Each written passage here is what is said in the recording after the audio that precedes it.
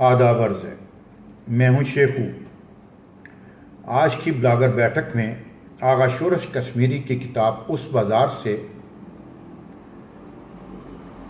ایک چھوٹا سا پیراگراف آپ کی خدمت میں عرض کرنا چاہتا ہوں۔ لکھتے ہیں، عالمگیر مذاہب میں اسلام پہلا مذہب ہے جس نے عورت کو نصف کائنات سے تعبیر کیا، اس کے حقوق تسلیم کیے، فحش کی مخالفت کی، زنا کو حرام قرار دیا اور چکلا کے تصور کو ہی محو کر دیا۔ لیکن جب مسلمان بادشاہوں کے دل و دماغ اسلامیت کے تصور سے خالی ہو گئے تو سبھی بند ٹوٹ گئے۔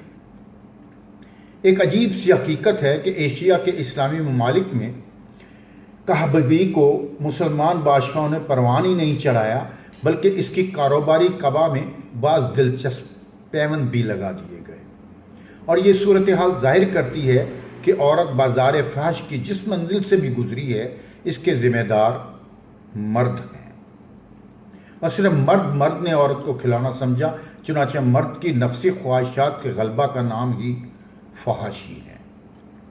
کوئی عورت فاحشہ ہونا پسند نہیں کرتی، کوئی عورت فاحشہ ہونا پسند نہیں کرتی، حتیٰ کہ ایک طواہد بھی نسوانی حیا سے تہی نہیں ہوتی، ماں سوا ان عورتوں کے جن کی عادت پختہ ہو کر فطرت بن جاتی ہے۔ کبھی کوئی عورت بالرضا و رغبت مختلف مردوں کا کھلونا بننا گوارا نہیں کرتی۔ آپ کسی کو بھی کسی بھی عورت کا دل ٹٹول لیجئے، اس کی روح کے زخم سے کھرنڈ اتار کر دیکھیے، آپ کو معلوم ہوگا کہ میں اسی لیے مونڈے پر بیٹھتی ہے کہ اس کی عورت مر چکی ہوتی ہے، اس کی اندر کی عورت مر چکی ہوتی ہے، اور جو باقی ہے وہ عورت نہیں، صرف ایک بستر ہے۔ دراصل جسمانی فحاشی ایک طاعون ہے، اس کا مرض بھی دق کے مریض کی طرح چاروں ناچار زندگی بسر کرتا ہے۔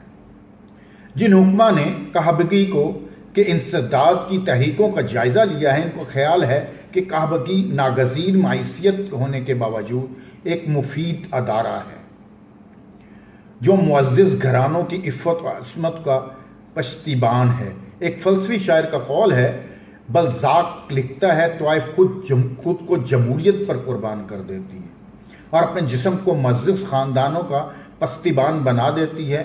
شوپنہار کہتا ہے کہ کسبان وحدت و ازواج کی قربان گاہ پر انسانی قربانیاں ہیں۔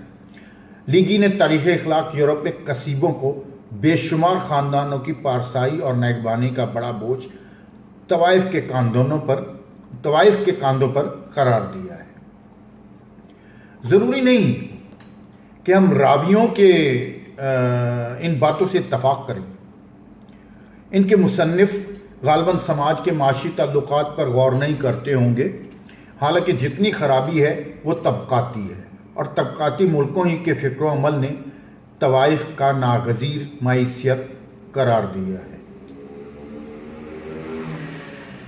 طوائف کا ایک سیاسی پہلو یہ بھی ہے کہ اس نے حسن و قبا کے باوجود بڑے بڑے دماغوں پر حکومت کی ہے، کئی شہنشاہوں کو زیر نگی کیا، کئی مملکتوں کو اجاڑا، کئی فرما رواؤں کو جھکایا، عیاشوں کے خزانے لٹوا دیے، سلطنتوں کی بنیادیں اعلیٰ ڈالی، حرمات شاہی کو خون کے آنسو تک رلوا دیا، نسل انسانی کو جنگوں میں جھونکا، اور جن گردنوں میں پگھلا ہوا سیسا تھا انہیں مجبور کیا کہ موم بتی کی طرح پگھلیں۔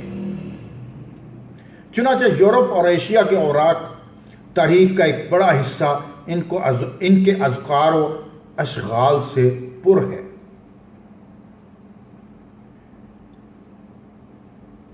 بہت بڑا موضوع ہے، کافی لمبا ٹائم ہو جائے گا۔ آج کے لیے اتنا ہی، دعا میں یاد رکھیے گا۔ شیخو کو اجازت دیجیے، اللہ نگہبان۔